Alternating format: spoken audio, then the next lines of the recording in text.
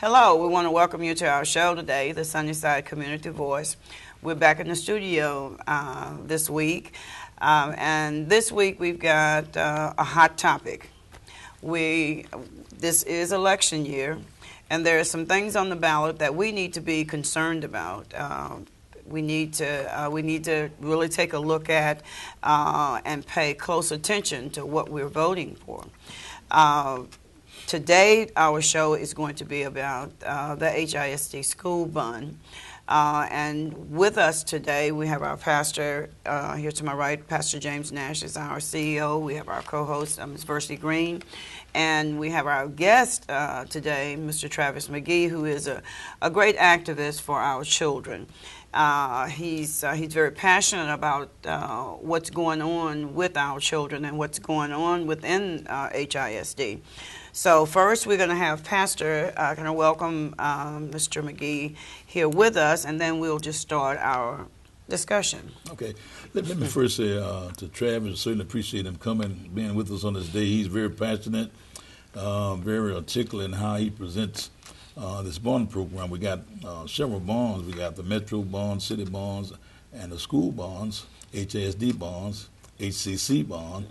And we have him to articulate as to why we should be careful and whether or not we approve these bonds.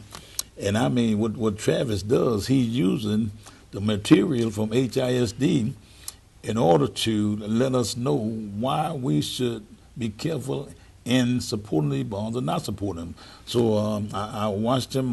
He's really serious about this, and he goes around different places to get a lot of invites. Yes. To come and talk about this. And basically what happens, the officials, HISD, the superintendent, all, they can't refute what he says because he's using their own figures, exactly, own materials to give us information. Now, he does something that's not happening too much in our community, and that's staying on top of this. And that's important that we have people like Travis that can articulate and bring information to the community and not just come from the top of his head, but he got facts and figures on paper from the very people that we are cautious about concerning these bonds.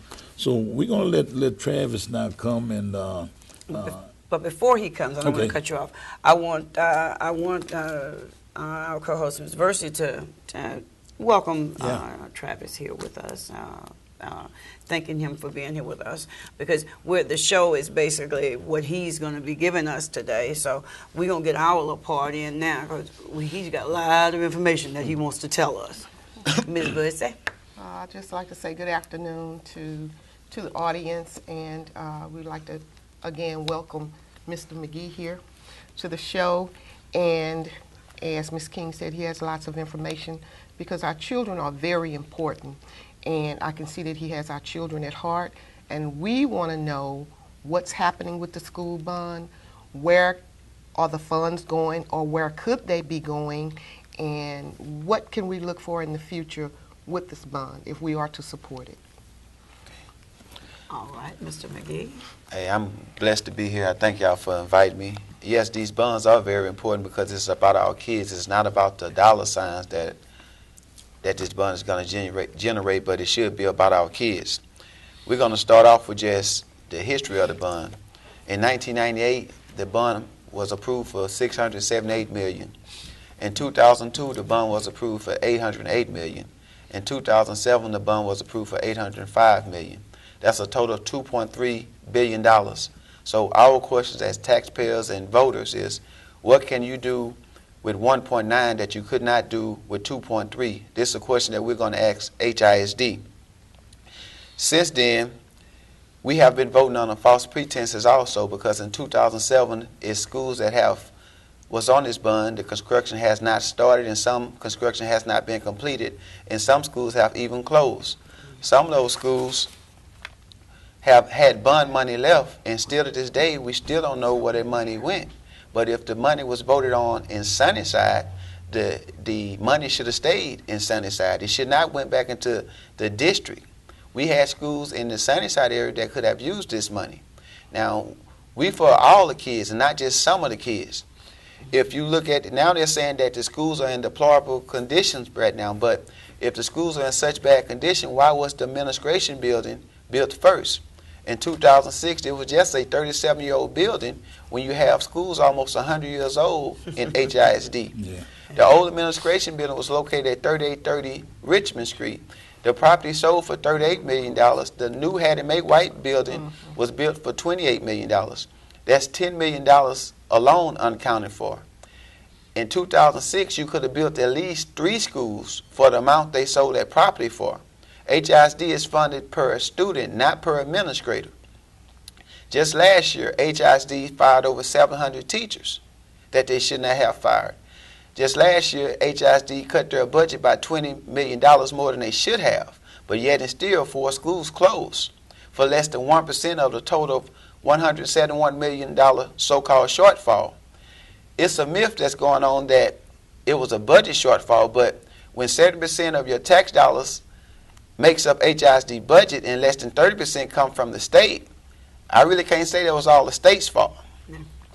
So if you look at everything that's been going on, who do these bonds benefit, considering we've been getting them every 4 years?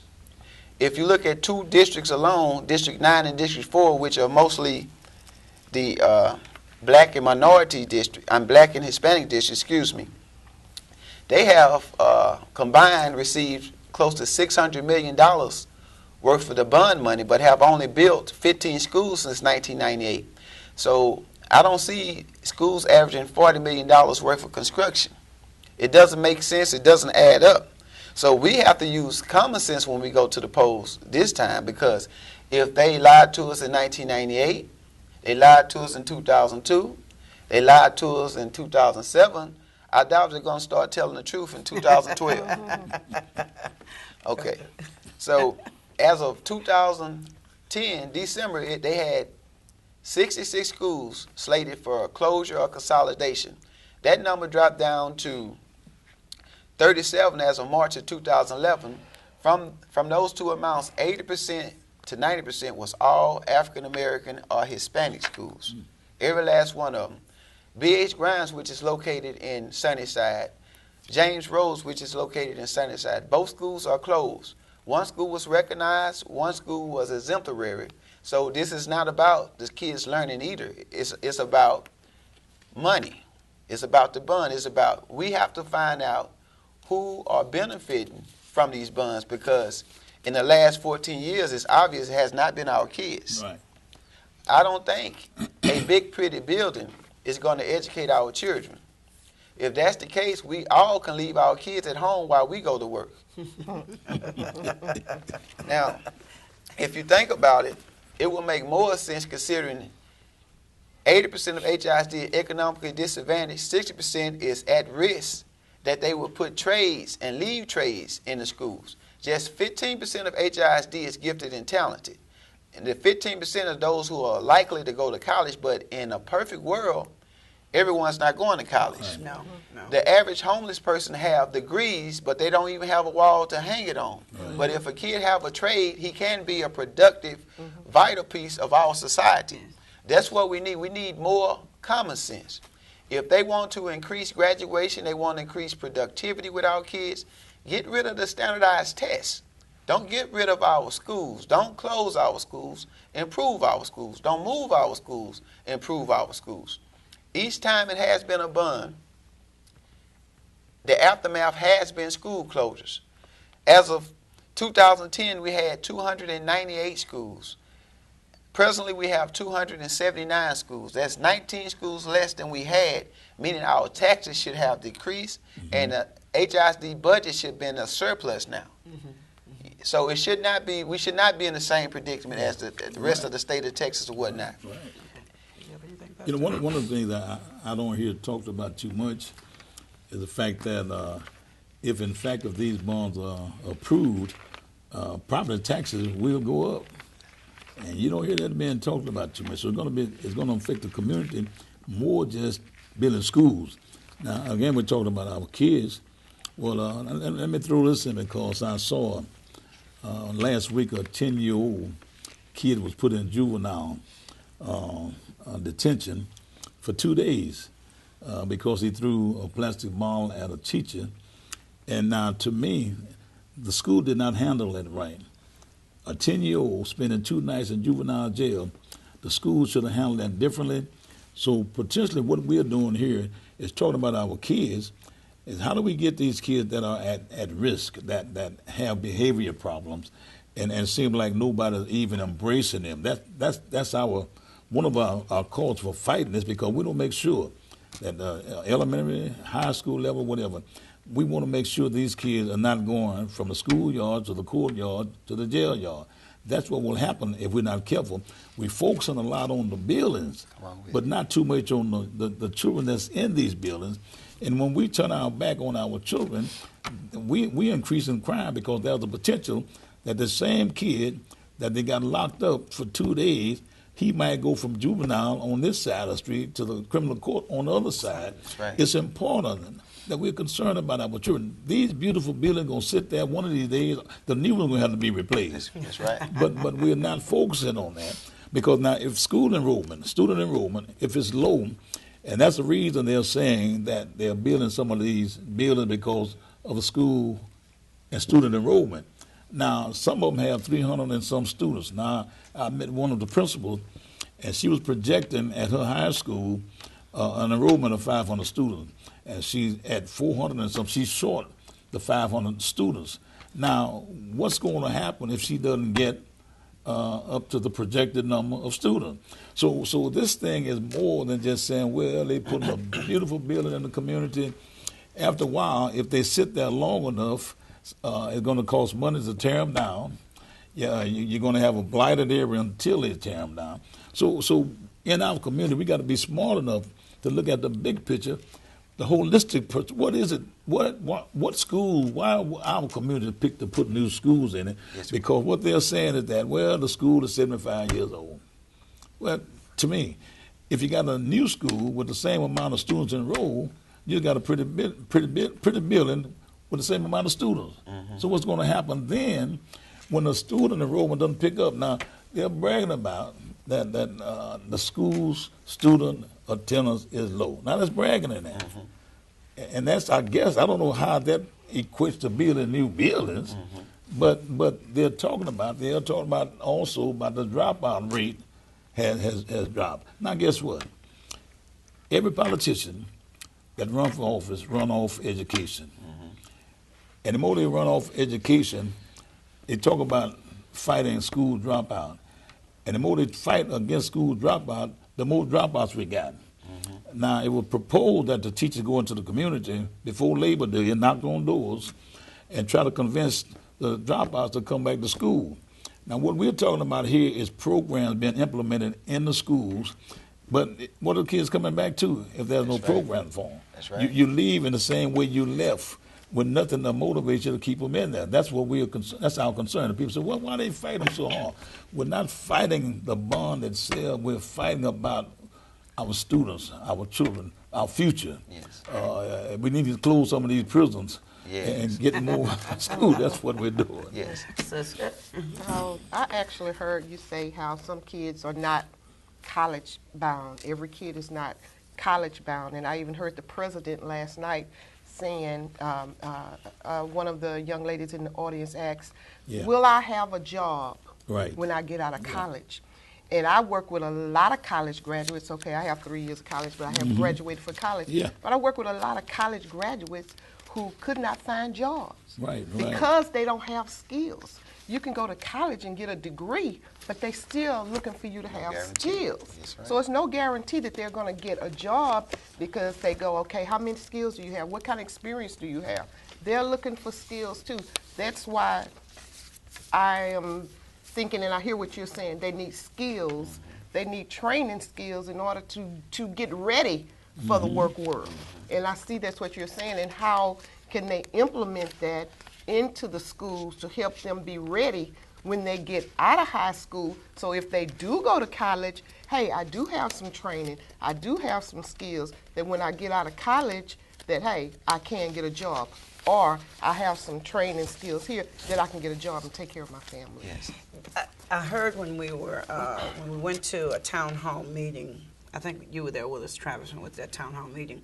It's how the money is allocated, the bond money is allocated, that it's not allocated towards putting vocations back into the schools. Right. It's all about construction, and what I'm hearing you saying, and I think everybody at this table is saying, you keep talking about buildings, but you're not talking about the substance in the building. Exactly. You know, you're saying that this money, that this is how the bond money is allocated for construction. You know, and then you tell me that 2007, you still got some money that's sitting there that's not accounted for. So now you're asking me for more money, but you haven't accounted for the one Exactly. for the money that you had. Now all of this money is for construction now, but you're not showing where you've used this for that. So if you're not using it for the construction and it's just sitting there and all of this is out, what's happening to our children? And I hear clearly what everybody is saying. You're not putting anything in the building. Like Pastor said, the building's going to stand, it might fall down. Yes. You know, one fire would burn the building down and the building is gone, but what have you put in that building, you know, to help our children? So I hear clearly what everybody is saying, and you don't have to be a great brain to figure out that, yeah, you allocate money for here, you allocate money for there, but in that bond, why not put something back into these schools for these kids to give them something to, like she said, give me a skill. If you give me something that I can go out and make a decent living, that may push me to go further on. You know, because there have been those that had home ec. I can remember when home ec was in. I'm from that home ec area. We had home economics. And I know people that have gone from just that home ec, have businesses now. They have shops. They had to go back to school a little bit, you know, to get the business part of it. But it motivated them to want to do better. So I hear clearly what you all are saying. It's not just the building that we're talking about. Yes. Well, they're too focused on beautification and less on education, which is increasing our incarceration rate. Now, what they need to do is don't focus on new schools. We need to go back to the old school. Most of these same politicians who are benefiting from these multi-million-dollar contracts went to some of these same schools. So if the schools were good enough for them, they need to figure out what's missing from those schools now. And what's missing from those schools now are the programs, are the instructors and whatnot. It's not that we have we don't have the kids now here. The kids are chasing those programs. If you think about it, you can't bake a cake. You have to put all the ingredients in the cake before you put it in the oven. You can't throw this new building up and say, okay, overnight we're gonna have the test scores, we're gonna have the enrollment, we're gonna have this. You have to put things in there that's gonna attract the kids to the school. Now, it makes more sense to me if I get approved for a $200 house and I find a house for $120,000, then that means I have $80,000 left to work with at my discretion. That's the same way these bonds should be set up. Yeah. Now, the bonds can be used for different technology and whatnot. So all they have to do is go back and rename these programs. Automotive technology, you understand what I'm saying? It's simple, it's plain. But they know the money cannot be traceable as long as they're telling us we're going to dump this amount into this school. Now, it doesn't take 5 years to build anything. Word was on the 2007 bond. Carnegie was on the 2007 bond. Prime example, Carnegie Vanguard program started at Jesse H. Jones off of St. Lo. They went over, handpicked the best and brightest and moved them to Airport and Scott. Now, if Carnegie was still located at Airport and Scott, that school would not be built right now. But since they relocated that school to Taft and West Gray, the school is built. But how can Worthing, that's been a vocationary school, a high school since its existence, not be built, but this Vanguard program that they moved out of SunnySide is built now? It's all about what they want to do and who they want to do it for. But to make a long story short, they have to forget about these new schools and go back to the old school. Yeah. That's what they have to do. And the old schools involve the teachers, the parents, the students, and the community. But if we look at HISD today, the community always the last to know Right. about everything. They don't come to us for advice about anything. Oh, no. Only time we see them is election time. So you think somebody might be benefiting from these schools going up? Oh yeah, all of us had that relative always want to borrow money. One week it's the light bill. The next week the transmission went out. You know, and then you see them, they got some of the finest clothes on. Yeah. That's the same thing happening with our school district. You know, we see one big pretty building on this side of town, but when you go to this side of town, when all of us has voted on the same thing, we don't see the same thing out here. You know, funny thing now, there are a lot of parents in the community. They see a new building, man, they're excited. Oh, we get a new school, But their voice is not involved in the education of the children. That's right. Now, I know a lot of people say, well, parents are not like they used to be. They don't support PTO, PTA. But still, I think it should be some notification to get the parents to listen, your child is important to us. The education of your child is important. But when people come and just push stuff on you, you know, I'll just say this because I think what took integration so long because they had this faction just wanting to push integration rather than going in and say, look, let's have a plan and let's include people that we know are that are biased, people that are the problem behind integration, segregation. So it took us longer to get integrated. And I might even say this, you know, once we start integrating, and we was happy to go to another school, another area, we lost sight of the goal, and that was to educate our kids, and not just to put different races together. Now, in our community, we've got a school coming up, the Wicked Shoddy, and more than likely, if you're not careful, it's going to end up being torn down the next few years or whatever. So we got to be careful of the product that goes into the community. You know, beautiful break, but there's no stability, no substance because of the shoddy work that's put in because many times because of the community in which this building is constructed. So we got to be careful with that. You know, you can put some paint on anything, it looks good. We get excited over that. But what about on the inside? A house is not really a home until you put some furniture in there. A school building is not really a school until you put children in there, making sure they get quality education. How do we do that? Some parent on demand that my kid be really educated. I see kids now, sometimes they don't even bring homework. What's happening with that?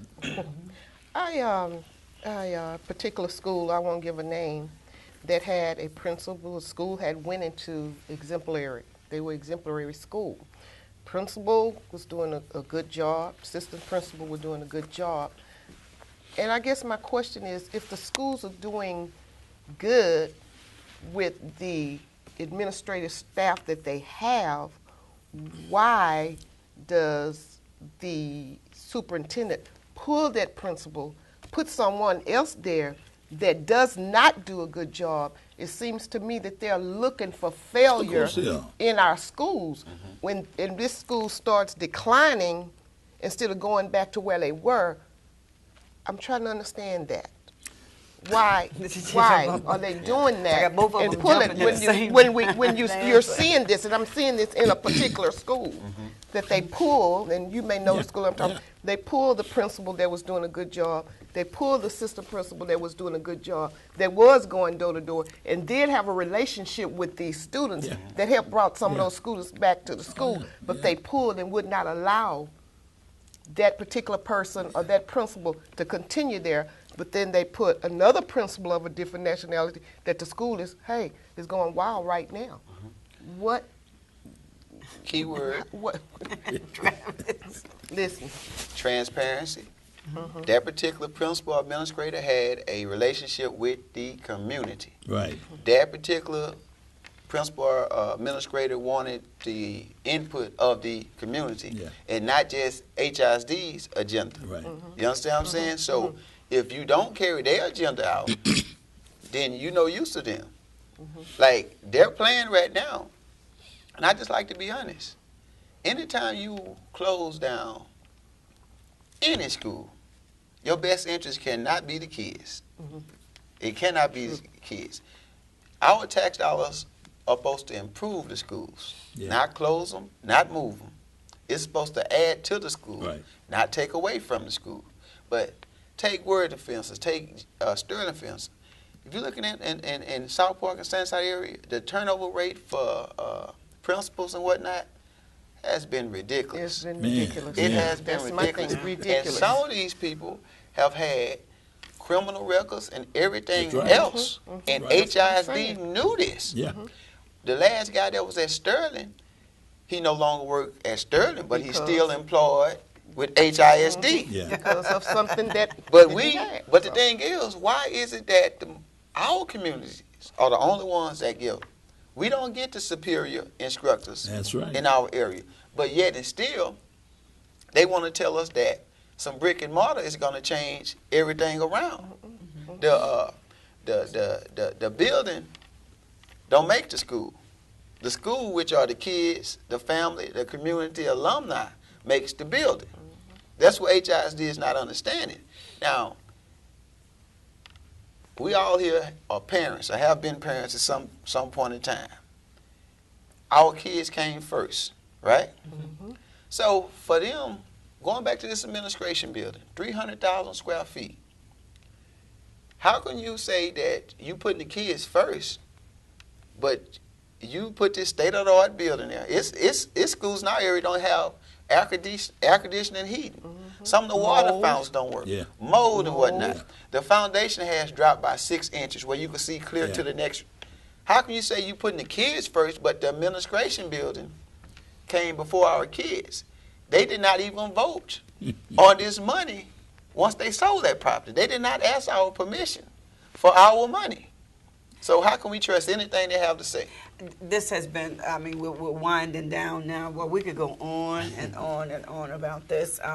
But I think the bottom line, if I'm listening to what everyone is saying here at this table, when it comes to the vote is just, the vote is no. Vote is no. The vote is no, because you're not, what we need is not being given to us. What we need is has not been told to us, and the vote is no. We hope that this information that has come out today will help you, those of you out there in the audience that will see the show, to come to a decision on how you feel about it. But if you think of nothing else, make sure that you know that it is about the children. It is not about a building, it's about the children. And we thank you for being with us today.